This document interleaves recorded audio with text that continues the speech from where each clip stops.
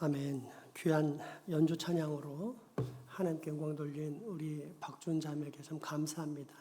하나님께는 영광이요, 또 우리에게는 기쁨과 평안이 있는 참으로 아름다운 시간이었습니다.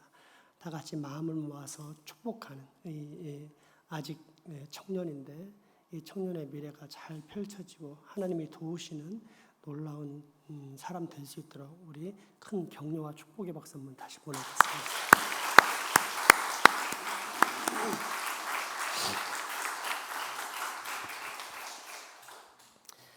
지난 시간 말씀에 관한 질문으로 시작합니다. 태초의 사람 아담과 하와가 불순종한 것이 원죄라고 했습니다. 이 원죄로 말미암아 사람은 본질적으로 두 가지의 결과를 겪게 되는데 그 두 가지가 무엇일까요? 손을 들어서 어린이 먼저 하도록 하겠습니다. 뭘까요? 하나 나왔네요. 죄책 또 오염. 맞습니다. 그러면 이러한 결과를 낳는 원죄의 특징을 한 단어로 줄일 수 있다고 했습니다. 뭘까요? 네, 맞습니다. 자아중심성입니다. 또한 사람이 사는 목적을 모르는 이유는 만들어진 존재이기 때문이라고 했습니다. 그러므로 사람을 만들어주신 분이 주신 설명서를 읽어야만 하는데 이 설명서는 무엇입니까? 성경. 네, 좀 잘 아는 건 소리가 큽니다. 그러면 성경 중에서 구약에 사람의 목적을 핵심적으로 잘 보여준 내용이 무엇입니까? 맞아요. 십계명. 맞습니다. 잘했습니다. 그리고 신약에서 예수님은 십계명을 포함한 모든 율법, 곧 사람의 존재의 목적과 방향을 딱 두 마디로 압축하셨습니다. 무엇입니까? 그렇죠. 하나님 사랑, 이웃 사랑, 사람 사랑입니다. 지난 시간 본문인 마태복음 22장 34절에 40절 말씀과 웨스트민스터 대요리 문답 제1문답입니다. 예수께서 사두개인들로 대답할 수 없게 하셨다 함을 바리새인들이 듣고 모였는데 그 중에 한 율법사가 예수를 시험하여 묻되 선생님, 율법 중에서 어느 계명이 크니까?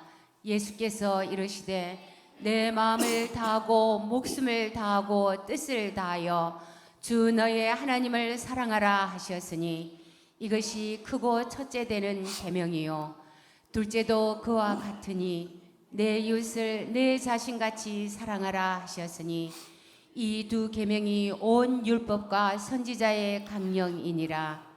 아멘. 사람의 첫째 되고 가장 고귀한 목적은 무엇입니까?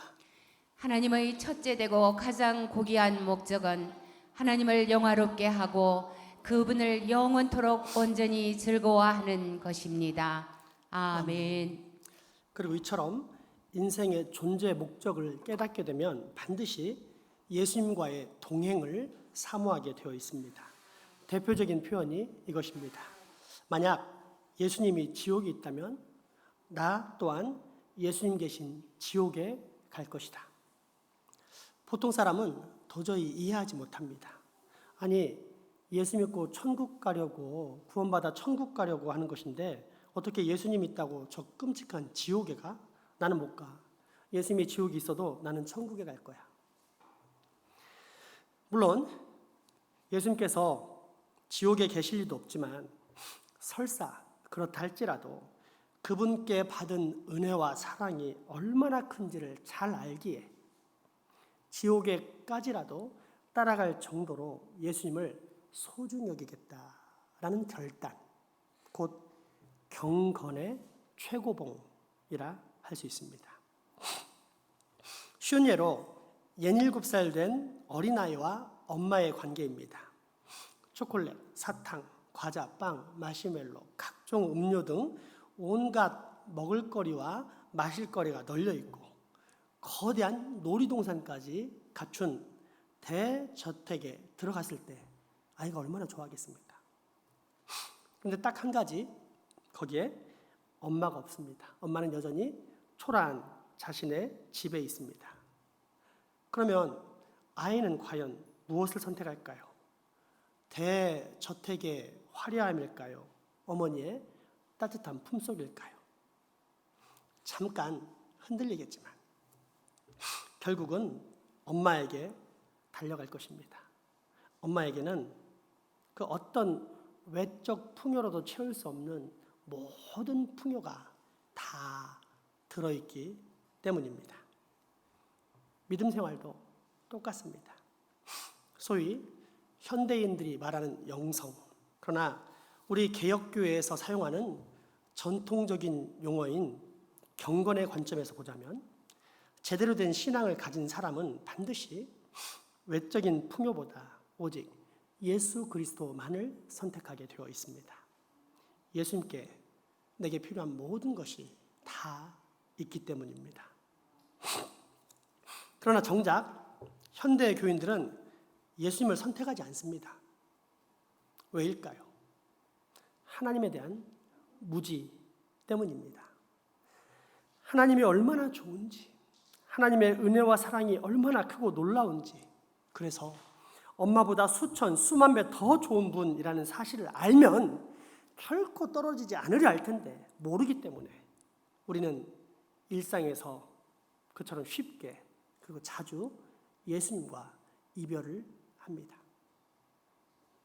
때문에 하이델베르크 요리문답은 구원을 이야기하면서 방법론적인 접근을 하지 않고 먼저 사도신경, 곧 삼위일체 하나님을 아는 지식으로 출발을 합니다.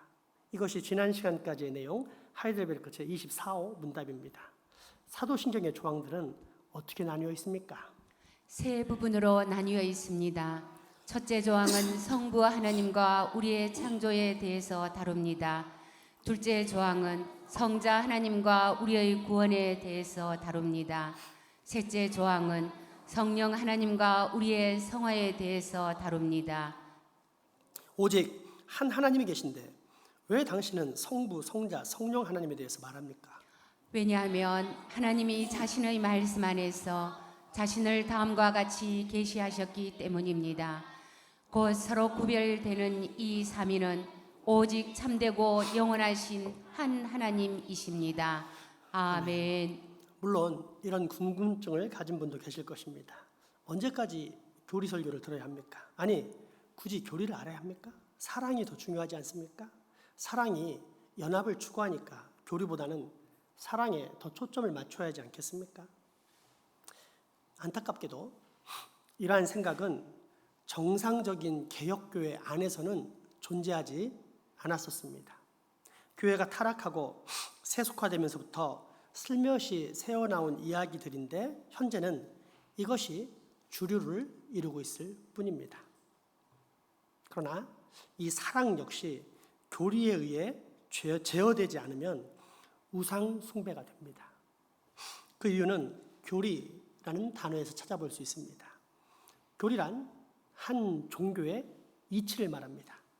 불교에는 불교의 이치가 있고 힌두교에는 힌두교의 이치가 있는 것처럼 기독교에도 기독교라는 종교가 무엇인지 알려주는 이치가 있습니다.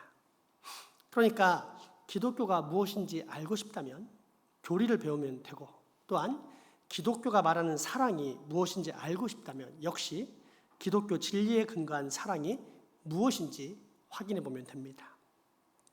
모든 진리의 틀, 기준이 교리라고 해도 과언이 아닙니다. 그런데 이런 교리와 상관이 없이 사랑이 더 중요하다? 그러면 아무리 의도하지 않았다 하더라도 그는 결국 모든 종교는 하나다라는 다원주의로 흘러가게 되어 있습니다.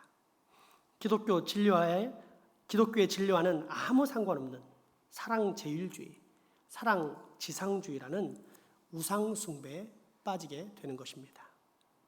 따라서 참된 그리스도인이라면 반드시 교리를 중시합니다. 기독교는 도대체 어떤 내용이 있으며 또한 나는 과연 무엇을 믿고 또 믿어야만 하는지를 깨닫고자 합니다. 때문에 종교개혁 시대에는 이 교리, 기독교의 핵심 진리를 잘 잘 요약해서 정리한 요리 문답 공부에 대한 부흥이 있었습니다. 왜냐하면 교리를 안다는 것은 하나님을 안다는 것이요, 하나님을 안다는 것은 하나님을 사랑해 간다는 뜻, 즉 사람의 존재 이유와 목적을 이루어가는 것이기 때문입니다. 따라서 하나님을 사랑하는 사람은 결코 외적인 풍요에 치우치지 않았습니다. 내 삶의 유익과 만족에 혈안이 되지도 않았습니다. 대신 내 인생의 모든 것 되시는 예수님을 소중히 여기며 또한 그 무엇보다도 다시 오실 그 예수님을 간절히 소망하며 살았습니다. 요한복음 14장 말씀입니다. 너희는 마음에 근심하지 말라. 하나님을 믿으니 또 나를 믿으라. 내 아버지 집에 거할 곳이 많도다. 그렇지 않으면 너희에게 일렀으리라. 내가 너희를 위하여 거처를 예비하러 가노니 가서 너희를 위하여 거처를 예비하면 내가 다시 와서 너희를 내게로 영접하여 나 있는 곳에 너희도 있게 하리라. 아멘. 성서시대 이스라엘 문화에서 결혼은 두 단계로 치러집니다. 첫째는 약혼, 둘째 결혼입니다. 약혼과 결혼 사이의 기간을 정혼 기간이라고 하는데, 이때는 법적으로는 하나이지만 육체적으로는 아직 한 몸이 아닌 처녀와 총각의 상태입니다. 예수님께서 마리아에게 성령으로 잉태되신 때도 바로 이 정혼의 기간이었습니다. 정혼 기간은 보통 약혼 후 1년 정도 걸리는데, 이때 신랑은 아버지 집에 돌아가 열심히 신혼집, 부부와 함께 거할 거처를 꾸미면서 어서 빨리 완성해 신부 데려오기를 갈망하며 살았습니다. 신부 또한 혼례식에 합당한 상태로 자기 자신을 치장해 가면서 자신을 데리러 올 신랑을 간절히 어서 오기만을 고대하며 살았습니다. 예수님께서 우리에게 다시 오시겠다 하고 하신 약속은 바로 이 결혼 문화의 배경을 통해 말씀하신 것입니다. 요한복음의 말씀, 우리에게 주시는 말씀을 다시 한번 들어보십시오. 너희는 마음에 근심하지 말라. 하나님을 믿으니 또 나를 믿으라. 내 아버지 집에 거할 곳이 많도다. 그렇지 않으면 너희에게 일렀으리라. 내가 너희를 위하여 거처를 예비하러 가노니 가서 너희를 위하여 거처를 예비하면 내가 다시 와서 너희를 내게로 영접하여 나 있는 곳에 너희도 있게 하리라. 아멘. 그렇다면 이때 신부는 어떤 준비를 하고 살아야 합니까? 어차피 1년 뒤에는 결혼해서 평생 한 사람하고만 살 테니까 그 전에 실컷 즐겨보자. 이 남자, 저 남자, 별남자 다 만나보자. 이러면서 허랑방탕하게 사는 삶입니까? 제 멋대로 사는 삶입니까? 아닙니다. 정숙과 단정 그리고 순결한 삶으로 다시 오실 신랑을 간절히 그리워하는 소망의 삶입니다. 이것이 바로 우리 그리스도인의 삶입니다. 그래서 정말로 구원받은 사람이라면 항상 묵상하며 삽니다. 날마다 나를 위해 행하신 그분의 모든 은혜를 되새기며 또한 그분으로 말미암아 갖게 된 모든 하늘의 위로를 매 순간순간마다 상기하고 소망하며 삽니다. 비록 이 땅에 발을 딛고 있지만 내 모든 시선은 결국 저 하늘의 모든 보아이신 예수 그리스도 삼위일체 하나님께 맞춰져 있는 것입니다. 때문에 하이델베르크 요리문답은 가장 첫 부분에서 하나님을 아는 지식을 가르쳐 줍니다. 우리의 유일한 소망과 위로가 되시는 삼위일체 하나님의 역사, 그리고 그렇게 구원받은 이들은 장차 어떻게 살아가야 하는지 그 삶의 목적과 방향성을 명확하게 가르쳐 줍니다. 하이델베르크 요리문답 제1, 2문답입니다. 살아서나 죽어서나 당신의 유일한 위로는 무엇입니까? 살아서나 죽어서나 나의 몸과 영혼은 나 자신의 것이 아닙니다. 나의 몸과 영혼은 나의 신실하신 구주 예수 그리스도의 것입니다. 그리스도는 자신의 보배로운 피로 나의 모든 죄값을 완전히 치르셨습니다. 그리스도는 나를 마귀의 모든 권세에서 풀어주셨습니다. 또한 그리스도는 나를 지켜주십니다. 그리고 하늘에 계신 아버지의 뜻이 아니라면 내 머리에서 머리카락 하나도 떨어지지 않습니다. 참으로 모든 것은 나의 구원을 위해 합력하여 일합니다. 그리고 그리스도는 성령님을 통해 내게 영생을 보증해 주십니다.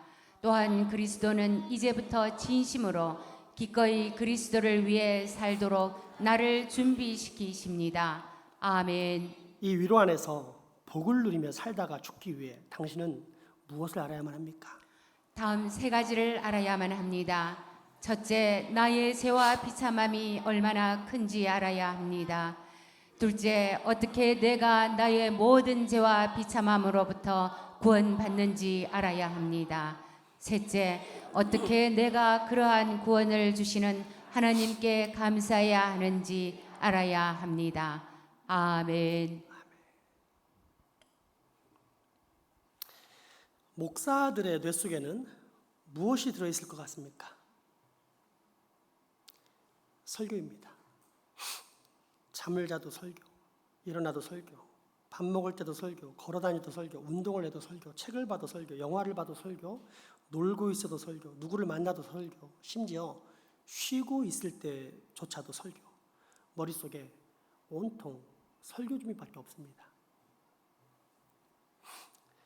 그리고 이 설교 준비는 보통 주일 설교가 끝난 직후부터 시작됩니다. 마치 부부의 사랑이 자식을 잉태하듯 성도들의 영혼을 향한 사랑 때문에 설교가 끝난 그 순간부터 벌써 다음 주 설교의 씨앗을 뿌리기 시작하는 것입니다. 따라서 목사의 뇌 속에는 설교, 오직 말씀 준비밖에 없다고 해도 과언이 아닙니다. 그리고 이러한 말씀 준비의 긴장과 집중력이 최고조로 상승하는 때는 목요일 오후부터입니다. 그러니까 목요일 오후부터는 물 위에서 유유자적하며 떠다니는 오리처럼 외적으로는 자연스러워 보이고 심지어 태어나다 못해 게을러 보인다 할지라도 실제로 그 내면은 설교와의 씨름으로 이미 치열한 전쟁터를 방불합니다. 한 줌의 성구, 한 줌의 생각, 한 줌의 단어, 한 줌의 해석, 한 줌의 기도, 한 줌의 반응에 이르기까지 그 모든 재료, 모든 상황들을 던지고 받고 깎고 다듬고 종합하고 정리하느라 머리가 터져나갈 것만 같은 것이 목사의 일상입니다. 때문에 목사인 저 역시 목요일 오후부터는 장례, 특별한 신방 또는 이미 계획됐거나 불가피한 일정을 제외하고는 일체 스스로는 약속을 잡지 않습니다. 그처럼 예민한 시간, 광풍이 몰아치던 갈릴리 바다 위에서 가까스로 노를 지어 목적지를 향해 나아가던 금요일 오후였습니다. 토요일 결혼식 설교까지 겹쳐 이중으로 힘든 데다가 주일 말씀 준비로 긴장이 최고에 달할 때였습니다. 문득 딸 소명이의 담임 선생님 전화를 받게 되었는데 소명이가 체육활동 중 친구에게 밟혀서 손가락에 이상이 있다는 소식이었습니다. 얼른 아내에게 데리고 가보라 했더니 새끼손가락이 부러졌고 손가락 골절 전문인 부산 마이크로 병원에 당장 가봐야 한다는 것이었습니다. 그날 밤 바로 딸을 데리고 부산으로 직행했습니다. 그리고 이때 깨달은 것이 바로 이것입니다. 내게 생명과도 바꿀 수 있는 것이 말씀 준비인데 그 생명보다 더 소중한 것이 내 자식이구나.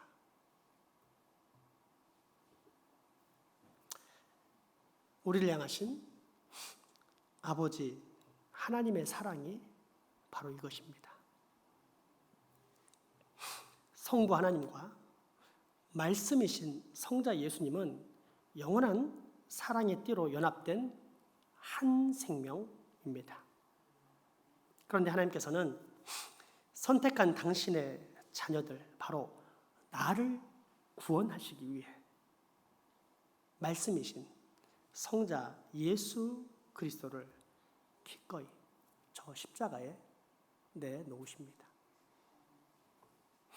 나를 당신의 생명보다 더 소중히 여기신 것입니다. 참으로 어마어마한 사랑. 세상은 도저히 감당할 수 없는 무한한 사랑. 이것이 바로 우리가 아버지 하나님께로부터 받은 기적의 사랑입니다. 그럼에도 불구하고 자식은 부모의 사랑을 모릅니다. 부모에게 자식은 자기 것을 다 주고도 더 주지 못해 안타까운 존재예요. 심지어 스스로 놀다가 다쳐도 그것마저 내 책임처럼 느껴져 괴롭고 슬픈 것이 부모이지만 자식은 그 사실을 모릅니다. 그래서 때로는 이렇게 불평하기도 합니다. 엄마 아빠가 나한테 해준 게 뭔데? 자기 스스로 혼자 컸다고 생각하는 것입니다. 이때 부모인 우리의 마음은 얼마나 슬픕니까? 우리 아버지 하나님의 마음도 이와 똑같습니다. 주님은 핏덩이인 채로 버려진다. 아무도 돌보지 않는 더러운 나를 불쌍히 여기사 친히 거두셨습니다. 당신의 품에서 먹이시고 입히시고 돌보시고 키우시더니 심지어 당신의 신부감으로 삼아 주셨습니다.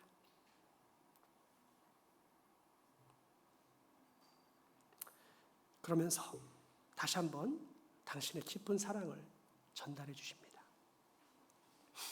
내가 너를 사랑하였노라. 아들아, 참으로 내가 너를 사랑하였노라. 딸아, 참으로 내가 너를 사랑하였노라. 하지만 이처럼 과분한 사랑에도 불구하고 우리의 답변은 여전히 퉁명스럽습니다. 하나님이 나를 어떻게 사랑했는데요? 정말 사랑했다면 지금 내가 왜 이렇게 사는데요? 하나님이 도대체 나를 어떻게 사랑했는데요? 우리 아버지 하나님의 마음이 과연 어떠하실까요? 기가 막힌 상황에 그저 침묵하실 수밖에 없습니다. 그렇게 구약 말라기 선지자 이후 약 400년간 신약에 이르기까지 하나님은 침묵하셨습니다. 말라기서 1장 2절의 말씀입니다. 여호와께서 이르시되 내가 너희를 사랑하였노라 하나 너희는 이르기를 주께서 어떻게 우리를 사랑하셨나이까 하는도다. 나 여호와가 말하노라. 에스는 야곱의 형이 아니냐. 그러므로 내가 야곱을 사랑하였고. 아멘. 참으로 서글픈 침묵이었습니다. 그러나 이것이 끝이 아니었습니다. 우리 주님은 포기와 절망의 하나님이 아니요 회복과 연합의 하나님이시기 때문입니다.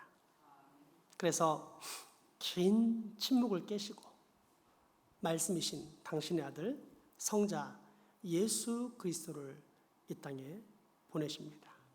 그리고 그 입술을 통해 다시금 자신이 당신의 백성들을 얼마나 사랑하는지 알려주십니다. 아버지 하나님께서 우리를 얼마나 사랑하셨는지 다시 한번 들어보십시오. 요한복음 3장 16절의 말씀입니다. 하나님이 세상을 이처럼 사랑하사 독생자를 주셨으니 이는 그를 믿는 자마다 멸망하지 않고 영생을 얻게 하려 하심이라. 하나님이 그 아들을 세상에 보내신 것은 세상을 심판하려 하심이 아니요 그로 말미암아 세상이 구원을 받게 하려 하심이라. 아멘. 하나님이 세상을 이처럼 사랑하사 독생자를 주셨으니 이는 그를 믿는 자마다 멸망하지 않고 영생을 얻게 하려 하심이라. 우리 아버지께서 우리를 이처럼 사랑하셨습니다. 그러므로 여러분, 우리 또한 우리 아버지를 이제 사랑해야 하지 않겠습니까? 어떻게 사랑하시겠습니까? 그 놀라운 사랑을 베푸신 아버지 하나님을 알아가야 합니다. 하나님께서 내게 어떤 은혜를 베푸셨는지, 나를 구하시기 위해 어떤 희생을 치르셨는지, 그리고 지금 내게 어떤 위로와 소망을 베풀고 계시며 또한 장차 나를 어떻게 맞이하려고 하시는지 알아야 합니다. 하나님을 아는 지식 가운데 자라가야 합니다. 그러면 우리는 비로소 하나님을 사랑하는 참 사랑, 곧 인생의 목적을 이루는 영광의 삶 가운데 들어가게 될 것입니다. 다시 한번 오늘 본문 말씀 그리고 하이델베르크 제2문답을 봉독하겠습니다. 하나님이 세상을 이처럼 사랑하사 독생자를 주셨으니 이는 그를 믿는 자마다 멸망하지 않고 영생을 얻게 하려 하심이라. 하나님이 그 아들을 세상에 보내신 것은 세상을 심판하려 하심이 아니요 그로 말미암아 세상이 구원을 받게 하려 하심이라. 아멘. 이 위로 안에서 복을 누리며 살다가 죽기 위해 당신은 무엇을 알아야만 합니까? 다음 세 가지를 알아야만 합니다. 첫째, 나의 죄와 비참함이 얼마나 큰지 알아야 합니다. 둘째, 어떻게 내가 나의 모든 죄와 비참함으로부터 구원받는지 알아야 합니다. 셋째, 어떻게 내가 그러한 구원을 주시는 하나님께 감사해야 하는지 알아야 합니다. 아멘. 이 시간 우리 그런 마음을 모아 하나님께 찬양 드리도록 하겠습니다. 하나님, 이제 더 이상 내가 헛된 조건에 눈을 두지 않고 이 세상의 풍요에 초점을 맞추지 않고 내 시선을 나의 모든 것 되시는 우리 주님께 두겠습니다 라는 고백과 결단을 올려드리겠습니다.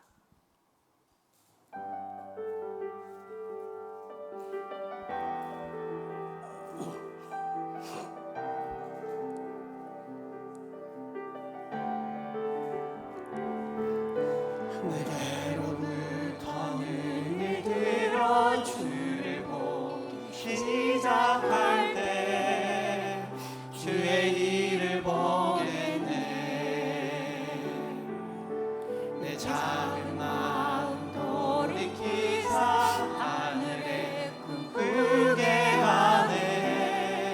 주님을 볼 때 모든 시선을 주님께 드리고 살아계신 하나님을 느낄 때 내 삶은 주의 역사가 되고 하나 내게로부터 눈을 들어 주를 보기 시작할 때 내게로부터 눈을 들어 주를 보기 시작할 때 주의 일을 보겠네. 내 작은 마음 돌이키사 하늘에 꿈꾸게 하네.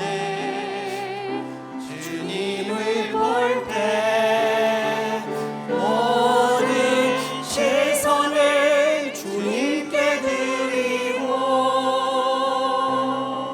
살아계신 하나님을 느끼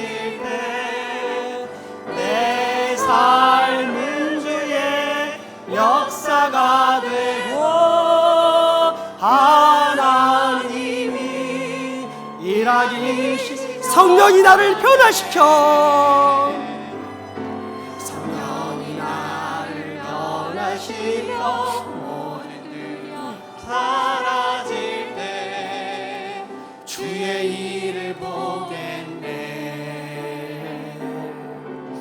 황폐한 땅 한가운데서 주님만 알게 되리.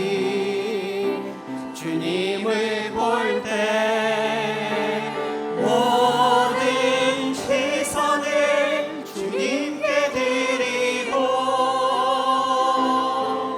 전능하신 하나님을 느낄 때 세상은 주의 나라가 되고 하나님 성령이 나를 변화시켜 모든 두려움 사라질 때 성령이 나를 변화시켜 모든 두려움 사라질 때 주의 일을 보겠네.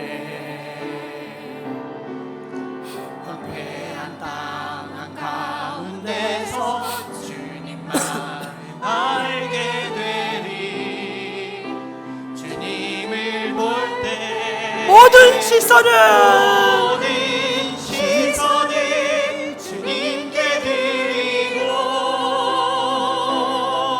전능하신 하나님을 느낄 때 세상은 주의 나라가 되고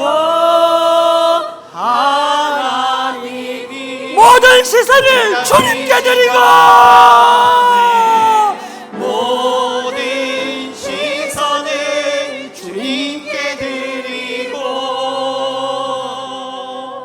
전능하신 하나님을 느낄 때 세상은 주의 나라가 되고 하나님이 일하기 시작하네. 우리 목소리로 한번 고백해 봅시다. 모든 시선을 주님께 드리고 전능하신 하나님을 느낄 때 세상은 주의 나라가 되고 하나님이 일하기 우리 마지막으로 힘차게 다 함께 고백하도록 합시다. 모든 시선을 모든 시선을 주님께 드리고 전능하신 하나님을 느낄 때 세상은 주의 나라가 되고 하나님이 일하기 시작하네.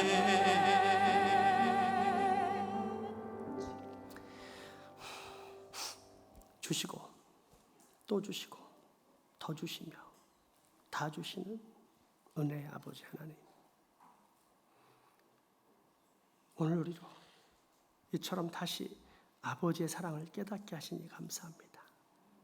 원하옵는 것은 우리도 장차 하나님을 진정으로 사랑하는 참 사랑 가운데 들어가게 하여 주옵소서.